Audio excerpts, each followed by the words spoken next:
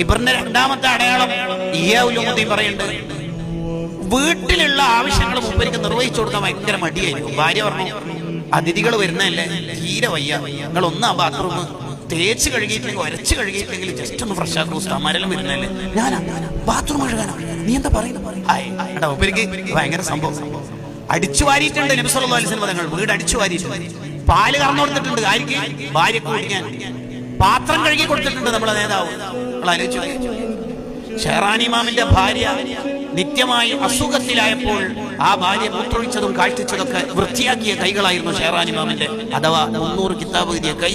അതിനു വേണ്ടി മാത്രമല്ല എനിക്ക് അള്ളാഹു തന്നത് എന്ന ബോധം ഷെഹ്റാൻ ഇമാമിനുണ്ട് കേട്ടോ.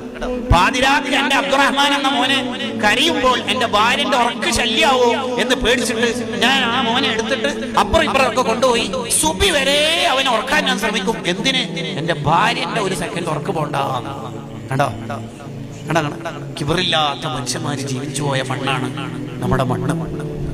ഷെഹ്റാൻ ഇമാം ഇതൊക്കെ പറയണത് തന്റെ അൽ മിനൻ എന്ന ഗ്രന്ഥത്തിലാണ്. എനിക്ക് അള്ളാഹു ചെയ്ത അനുഗ്രഹങ്ങൾ എന്ന് പറഞ്ഞിട്ടാണ് ആ ഗ്രന്ഥം ആരംഭിക്കുന്നത്.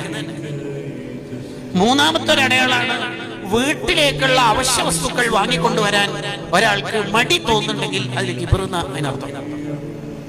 മാർക്കറ്റിൽ ഞാൻ പോകാനാ എല്ലാം കൂടെ എനിക്കൊരു പ്രസ്റ്റേജിൽ ഞാൻ 4 ദിവസം അബുദാബിയിൽ ലീവ് എടുത്തിട്ട് വന്നത് ഇതിനാ.